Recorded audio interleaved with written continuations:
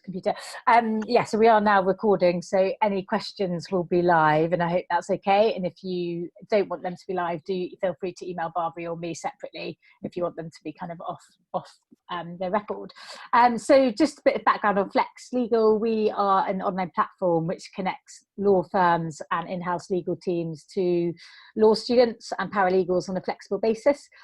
We are building an SQE diary where you will be able to record your qualifying work experience against the work that you do. And even if it's not through us, we can't find you placements, it will give you an opportunity to have one digital place to store all your qualifying work experience, get it signed off by your supervisors and have the timesheets attached. Anyone who is interested in this, we are launching it in January, February time. So it would be great. I'll put a link in the chat box for you to just sign up there, and then you can be our first beta testers. I think my understanding of this discussion is that we are going to do a Q&A session. So if you should all have access to the little chat box at the bottom of your screen. So if you could start writing any questions you have there, then Rob and myself can answer them. Rob, I'll pass over to you to just do a quick intro as well. Thanks, Mary. Hi, everybody. Apologies for the slight technical problems that we had at the beginning, but we seem to be on track now. I am Rob Dudley. I am the Deputy Managing Director of BARBRI in London.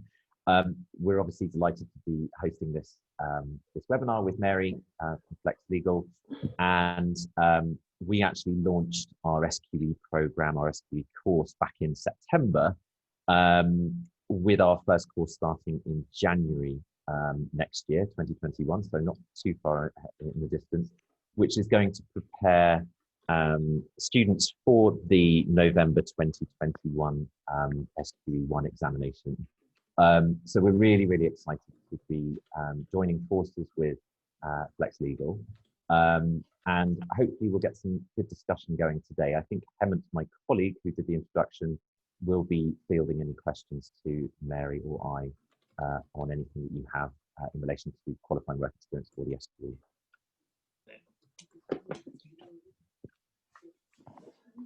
Great, thank you. So the first question that we have is a question.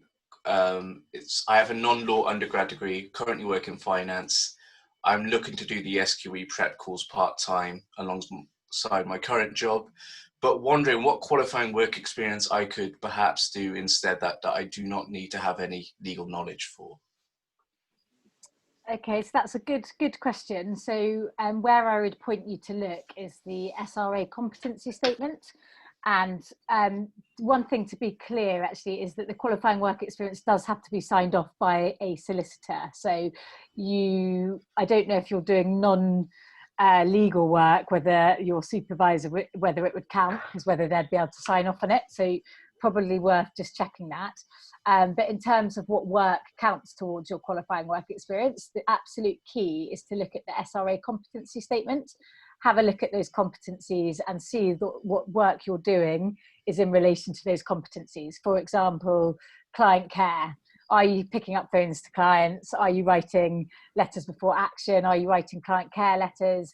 And begin to kind of piece together what competencies are related to the work that you're doing.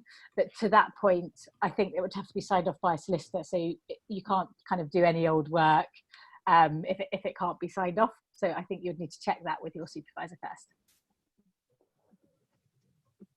Right. And another question we have is, for those of us who are working full time, does Flex Legal offer us opportunities to work on flexible engagements, or are we required to commit to a certain hourly week schedule? Any insight on this will help. Sure. So how we work with our work placements is we do have flexible roles. So for example, a student who is doing their LPC is currently working at Unilever 1 day a week, helping graze. So there are flexible roles, but if you were working full time, we don't tend to get evening positions or weekend positions. So probably not through us, sadly. Things do change and document review requests do come in and we do rotas, but it's rare I would say. So we look mainly for kind of flexible working part-time, where you might be able to dedicate 2 or 3 days a week, or full-time. In terms of kind of counting towards your qualifying work experience, yes, you can build it up slowly, but just remember that it can only be under 4 placements, or 4, and flex counts as 1, even if we place you into lots of different places. So you just want to be aware of that. And you could still build it up in your diary and then choose the relevant 4, but you just need to make sure that you're building up the kind of right timescales with only 4 placements, if that makes sense. Great. And I think the question for you, Rob, is will the SQE fees go towards the materials and resources on the course? Yeah, good question. I'm assuming from that question you mean the fees that are paid to BARBRI for the prep course. The fees that we charge for each individual aspect, so SQE1 and SQE2, there is a fee for each of those, but they are all encompassing. So the course is entirely comprehensive, includes study guides, a personal study plan, which will provide you with a structured way of learning and progressing through the course. All of your materials, both hard copy and electronic, are all included in that fee. So it's not development, is it? Oh, sorry. Hello. Can you say that again? Chris Sorry. has them as development. Could you just repeat that question? Not sure. I'll just continue just for the moment. As I said, the fee encompasses everything within the course itself. Of course, you need to pay a separate fee for the actual examinations themselves, and they are paid directly to Kaplan, who is the organisation that has been provided with the authority to deliver those examinations. So there are preparation course fees, and then there are examination fees themselves. Exactly. Yeah, good answer. And perhaps, Mary, you can answer this. How do you secure qualifying work experience abroad if there are no English solicitors in our country? Oh, that's quite a hard one. Yeah. I don't know is the answer to that. I mean, what I could do is you can ask questions to the SRA, and that might be one to ask them, and I'm happy to kind of pick that up with them separately. But it will need to be signed off by a solicitor. So if you don't have solicitors in your country, there's a problem there, and one which I can't really help you with, I'm afraid. We can, certainly look into that and get a response on that.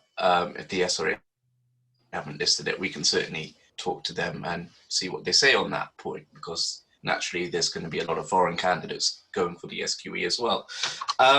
This is another good question. I've enrolled with BARBRI for the SQE1 prep course, but as a career changer, I don't currently have any qualifying work experience, just plenty of work experience in another industry. What would your advice be for someone trying to get their first paralegal role? Cool. So I think first thing to say there is there's lots of transferable skills which you will have gained, which is great. So don't be put off that you haven't got any legal experience to date, because you should be a very key. People love transferable skills from another industry. I would say sign up to Flex if you can. We can try and help get you your first bit of experience.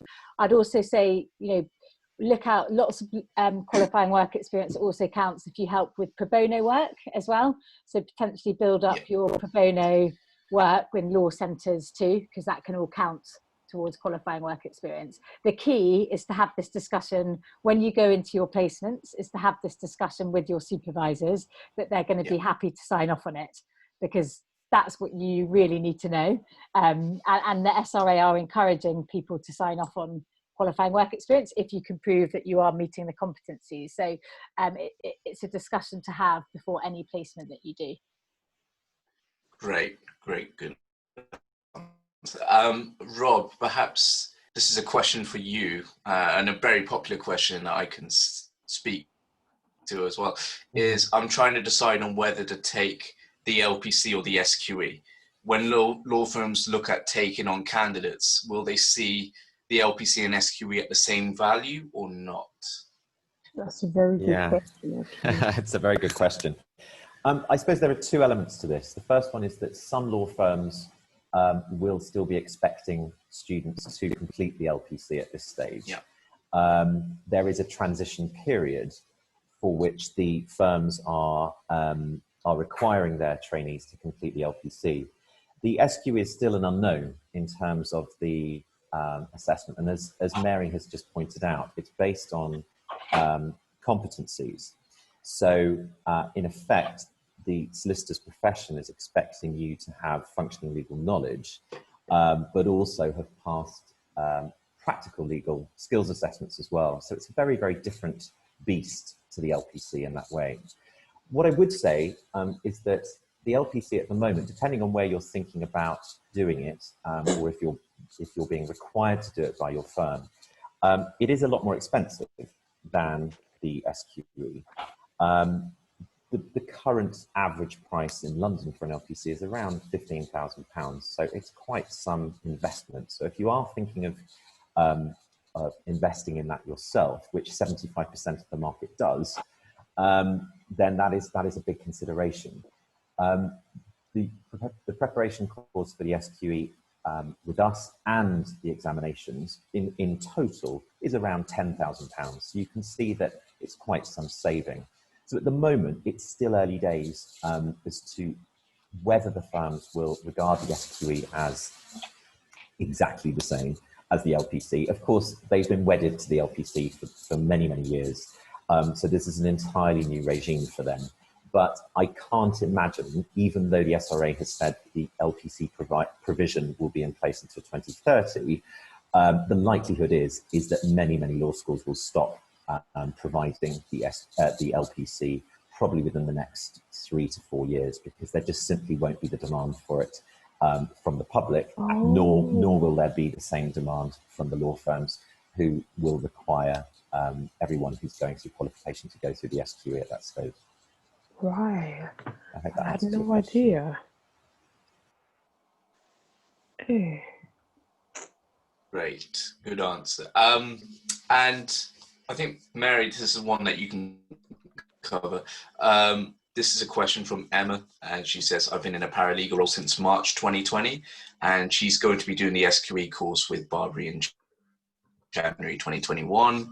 Will I be able to backdate my qualifying work experience and then have this signed off by my manager, who's a senior solicitor? Also, I completed a law in practice prison clinic in the third year of my undergrad law degree. Will this be able to be used for QWE if my supervisor at the time signs this off? Yes, so the answer is it can be retrospective. So the work experience that you've built up can be signed off on.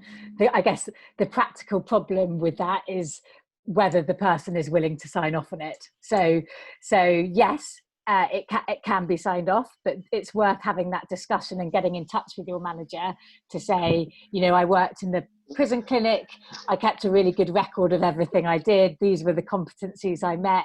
Is this something you're willing to sign off on? And actually all your other points that you were managed by a senior solicitor, that's absolutely fine. You just need to be a solicitor to sign off on it. So yes, hopefully they'll be willing to do it. I think just a kind of word of warning, there's a bit of caution at the moment over solicitors wanting to sign things off, and when we're speaking to some of our law firm clients, they are a bit nervous about signing off paralegal work. I think the SRA have a job to kind of train people up to say it's okay to sign off on qualifying work experience, and the SQE2 test is the kind of almost like the security that you can sign off on it, because that's where we'll check if they've got competencies. But it is going to take a bit of time to get people's mindsets around it being okay to sign off on qualifying work experience. So it's worth having those discussions as soon as you can. And there's not much you can do at the moment if they say no.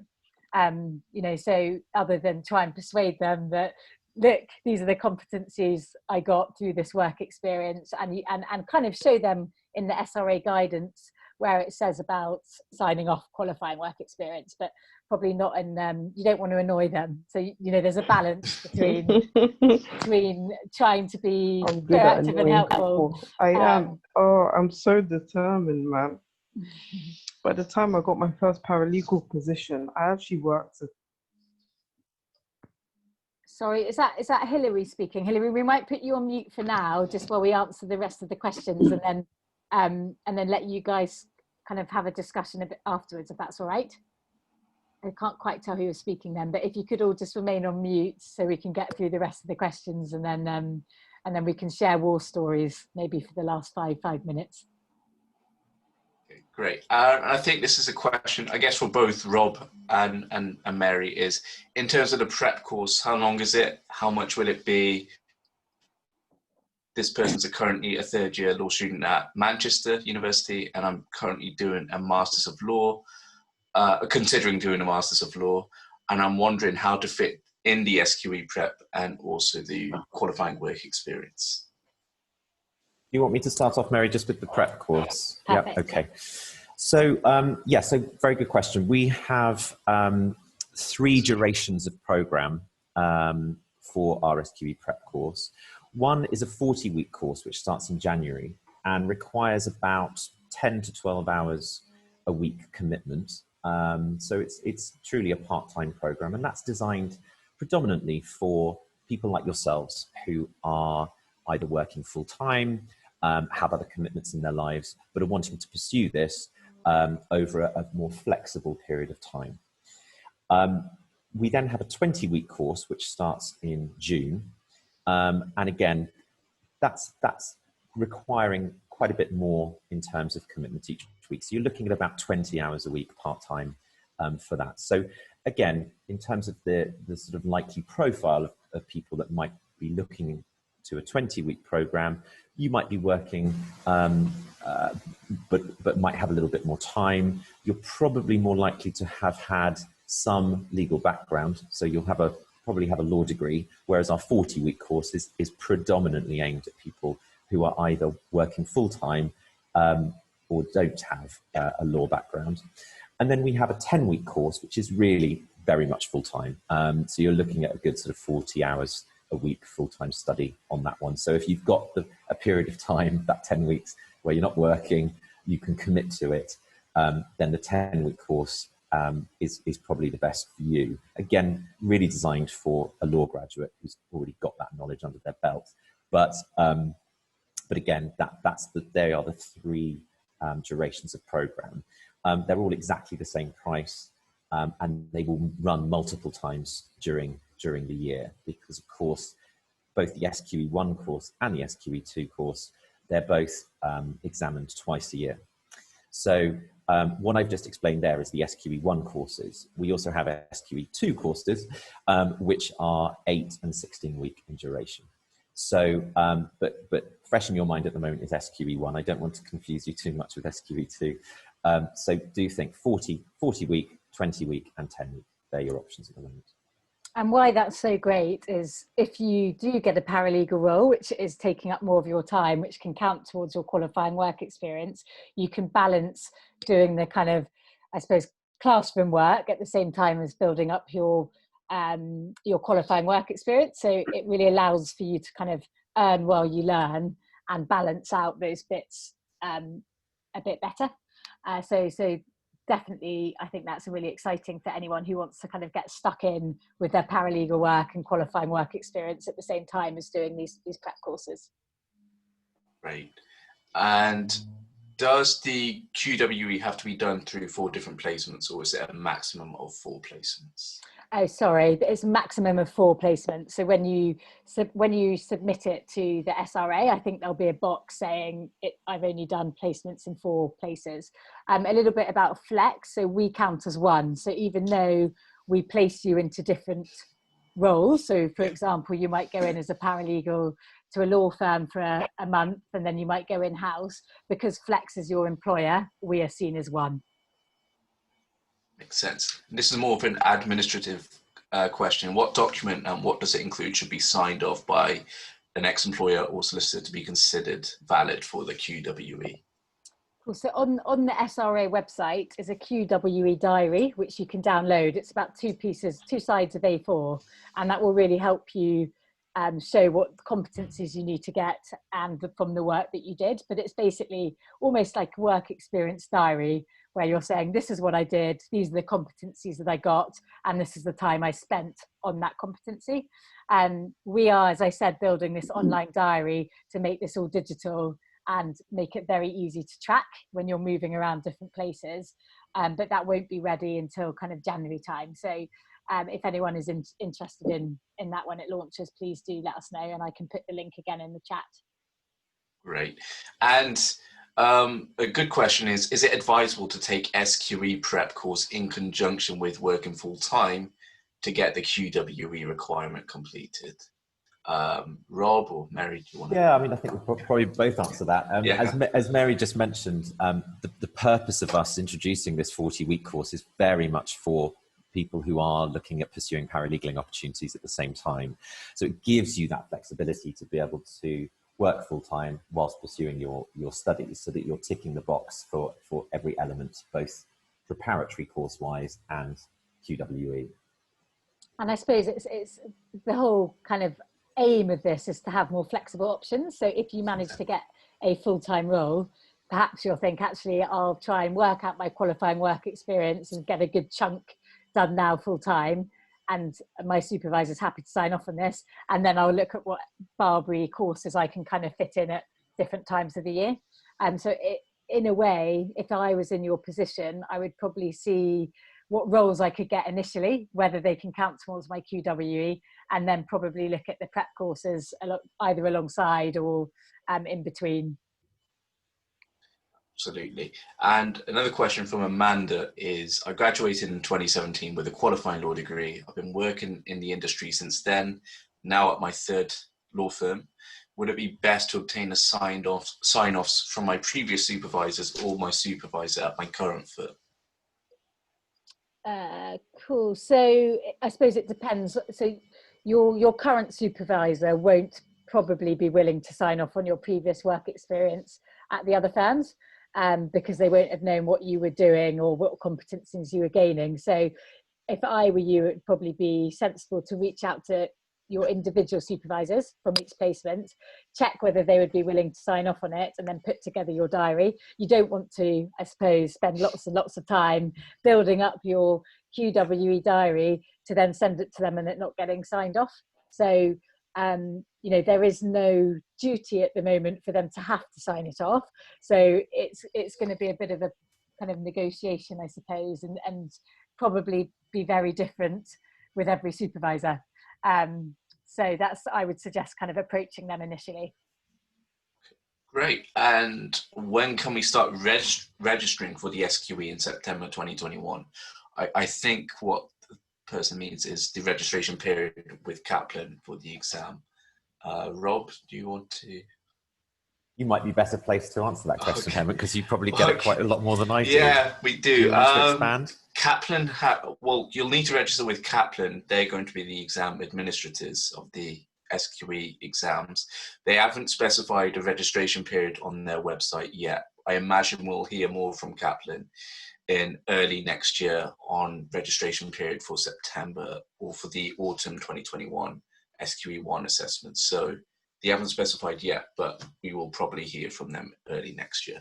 Yeah. One thing, whoever asked that question, one thing that we will be doing over the over the coming months is providing a newsletter to anybody who's a member of Flex Legal and or generally in the public sphere on our client relationship management system. If you are signed up to us, we will be providing updates on all of these key sort of milestones. So my colleague Victoria has in fact just noted in the chat that Kaplan are expecting to open registration in the spring for the first iteration of the exam. So we'll provide you with the detail on all of that through our newsletter as well. So do sign up for that. Great. And another good question actually is for Mary, I think. My friend and I are planning to study the SQE. Can we ask the same solicitors to sign off for us? Cool. I think there might be a little bit of confusion over that question. So you don't need a solicitor to sign off to say, yes, you can do the SQE. You can apply to do the SQE and sign up to BARBRI to do the courses without having a solicitor sign off on that. Where the solicitor is key is with your qualifying work experience. So if you and your friend are both working, for example, for the same law firm or same in-house team or same law centre, then, and you have the same supervisor, then yes, of course you can ask that supervisor / lawyer to sign off on your work, but you don't just need a solicitor to kind of put you forward to do this. So I just want to kind of clarify that, or I've misunderstood the question. But No, it makes sense. And I think this one is for Rob. When will your 40-week course start for the May 2022 SQE1 exam? I'm assuming Yes, July time, but would like to yeah, check as January's too soon. Absolutely. So as I mentioned, we're going to have multiple iterations of our course during the year. But for the May 2022 course, it will start in July 2021 for the 40-week course. Yeah. What I will do by way of follow-up after this Q&A is I will send a document which sets out all of the timelines for you, so that if, for those of you who are working a little bit sort of into the future, you'll be able to work back to see what course is going to be most appropriate to you. Absolutely. And for Mary, does volunteering with Citizens Advice Bureau count as QWE? Secondly, as long as the 4 placements together amount to 2 years, can each placement for QWE be different lengths of time? Yes, so volunteering for the Citizen Advice Bureau, I think, does count, because law centre work counts, but just make sure you do have a solicitor to sign off on it, and your supervisor is willing to. And then in terms of your 4 placements, exactly, they don't need to be they don't need to be the same lengths of time. You could do you could do your whole 2 years in one law firm and then do 5 days in your law centre. So no, as long as it's just a maximum of 4 kind of employers, I suppose. Great. And another good question is, I'm currently working as a paralegal at a law firm, but I'm technically a temp, so I'm employed by an agency. I'm unsure whether the law firm would sign off directly, or do I go via the agency and confirm it with the law firm whether I've done the work? It's a really good question, that, and when we are beginning to approach lots of our clients about. So effectively what can happen is if your agency, if there's a solicitor in your agency, the work you do in the law firm, as long as there's a supervisor who is signing off on the work that you've done, the agency can then sign off as a solicitor of that work. But obviously from an agency perspective, we would never sign off on it unless we'd had some sort of sign off from the law firm. So what we'll be asking our law firms, A, if they're willing to sign off on our temps, and B, whether they will set a kind of time length period where if a placement's under 3 months, they won't sign off on it, for example. But we're trying to encourage our clients to sign off on as much as they can.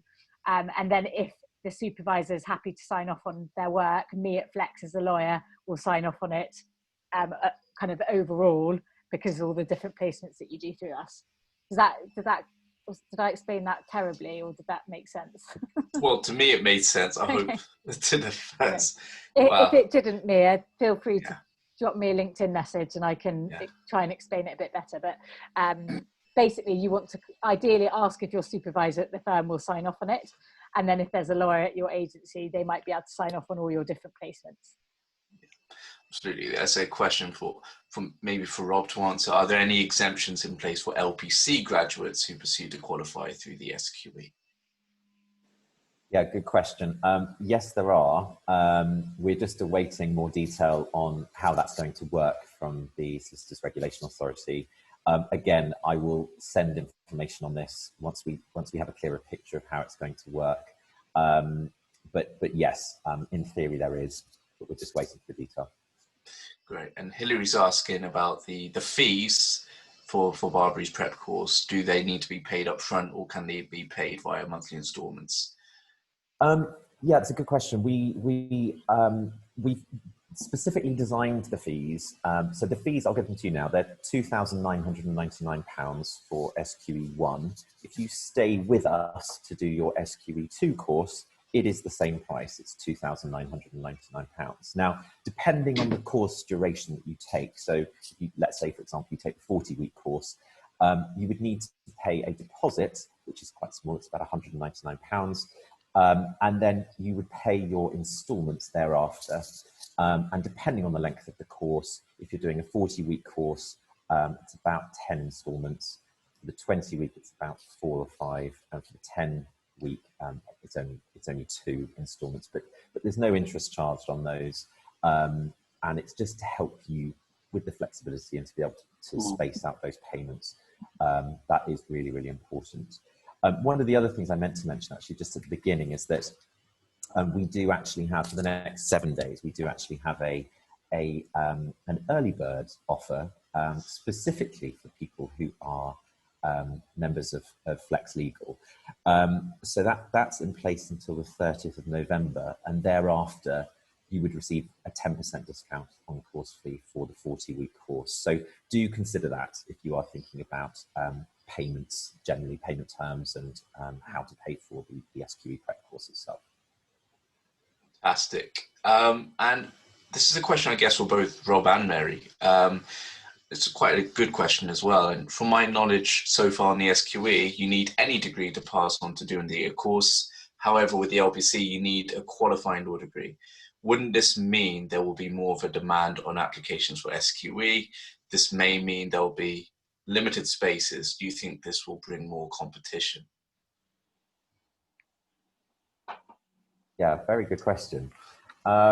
This is a very interesting one because, of course, the SQE is an entirely new regime, as I mentioned earlier. It's quite hard to compare it in a way to the GDL and the LPC. As you know, as a non-law degree holder, you would have historically needed to have done a GDL, and so that's a 1-year full-time program, which you would then have used to go on to do your legal practice course. Now, the whole purpose of the SQE being brought in was really to provide greater flexibility. So it's there for students who hold non-law degrees, who can then just go straight into an SQE prep course. Now, what I would say at this point is be mindful of the fact that you don't have any legal knowledge under your belt already. So you would want to be choosing a program that was of a longer duration, and that provided you with the foundations that you need, that a lot of your contemporaries from university who'd already got a law degree would have already had. They've already done 3 years of law. But ultimately, the SQE is a test for everybody. It's not just for law degree holders, it's for non-law as well. And you're all going to be sitting exactly the same examination. So you need to prepare yourself, and that's what we will do for you, both if you're from a law degree holder or a non-law degree holder. We will give you everything that you need in terms of your legal knowledge and the skills that you need to pass those exams. You won't be getting a law degree from doing an SQE prep course, but that's not what you need. What you need are the skills and the techniques to pass that examination. And that's what we're going to provide you with. So you don't need to consider, as a non-law degree holder, doing a GDL anymore. Okay, that is not what the SQE is about. The SQE is about bringing a benchmark for one exam that everybody should have the opportunity to be able to pass, to sit and pass, irrespective of how they've prepared for it. Mary, do you want to add anything else to that? No, I guess just do I think it will bring more competition? And I think actually the SQE opens up. I think there'll be a lot more opportunities to do your SQE prep course in many different ways. So I think actually it's so competitive at the moment to get you on your GDL and LPC, and for such an extortionate price. So hopefully the SQE will really allow you a bit more flexibility to kind of do it at your own pace, as well as while you learn, as well as do it after uni, do it during towards the end of your uni degree. So if anything, I think it hopefully will be allow more access. I agree, and actually just one extra point on that. I think that the one other advantage of the SQE is that you can spread your preparation over much longer periods than you could under the GDL LPC route. And again, that provides, to Mary's point, much greater access and flexibility for those people who perhaps weren't able to access the GDL in the past, because it tended to have a very rigid time period for which you have to complete it. So the SQE does provide that extra element of flexibility as well. Absolutely.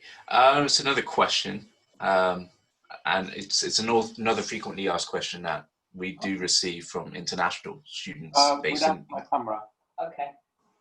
and it says, I'm currently in the process of completing my law degree. Can you start the SQE prep course if you're still completing your degree? Bit of context, I'm an international student, so we'll be in a bit of a time crunch visa-wise to get qualified. Yes, good question. I think in theory, yes, you can start your preparatory course before you've achieved your degree. However, you would need to show that you were a degree holder before you sat your examination. So in a sense, in theory, yes, you can start your course if you're concerned about your visa. One thing just to note from our side is that our program is delivered entirely online, albeit with a number of different online workshops that we will be providing to students as part of that. So there will be very much a community to your learning, but it won't require you to be full-time in a location.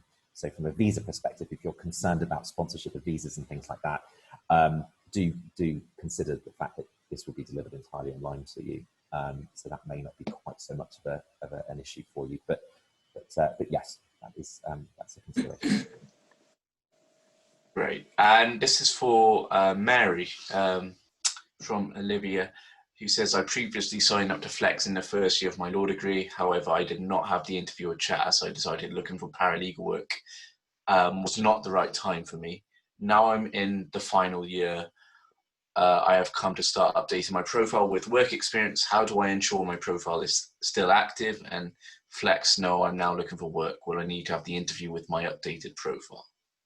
Well, thank you, Olivia. So if you email bookings@flex.legal, and I've just put the email address in the channel, they can check to see whether your profile is still active. We do quite often make profiles inactive if people aren't getting in touch with us regularly, because we don't want to kind of hold people's data without permission. So you might have to go through the onboarding process again, which is no bad thing, because you can tell us which areas of law you're interested in, and how we can, like, whether you're available full-time or part-time. One thing to just say is our applications have become huge over the summer. So we have had a hell of a lot of applications. So the onboarding process is taking a bit longer, which is partly why, if we can't help you find work, we want to give you access to the QWE diary anyway. So they're going to be two separate things. It's going to be free, the qualifying work experience diary, for you to use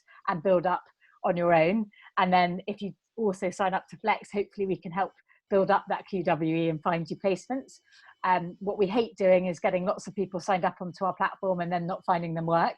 So there's a bit of a balance for us of making sure we can find those who do get onto our platform work. So, but we hope offering this kind of digital qualifying work experience diary is also a real help, even if we can't find you work placements. Okay, great. And also another question is, do we have to have all our QWE completed prior to sitting the SQE2? How would this tie in with the SQE2 prep course? Should the prep course be done last so that it's right before the exam? So I don't think I don't think at the moment you have to have done all your qualifying work experience before sitting SQE2. No. But kind of big disclaimer, if the SQE2 exam is about practical skills, having done qualifying work experience will certainly help you answer SQE2, as will having done some prep courses for SQE2. So no, but practically speaking, it might help to have done at least some of your qualifying work experience. And just to that point, Mary, I totally agree with you. And it's interesting to see what some of the law firms are saying as well, because a number of them are requiring that people have completed all of their QWE before they attempt to sit the SQE2 examination. So to your point, I think that's very valid. It depends on the firm as well. Great. And oh, this is another question for Mary. To apply for Flex, since I'm in the last year of my degree, would it be advisable to apply as a student or for a paralegal position? So at the moment, everyone is applying to get paralegal work, because our qualifying work experience diary isn't ready until January. So either you could sign up to both effectively. Everyone on our platform will get notified about our qualifying work experience diary when it's ready. But you could also, the link I put in this channel, you could also sign up to, so you're the first to be told about the QWE diary. But yeah, you would be signing up to kind of work for us to get a paralegal position if you're signing up to Flex at the moment. Stuff. And yeah, I think that's all the questions that we've answered, unless obviously if anyone has any more, feel free to ask or type some more questions.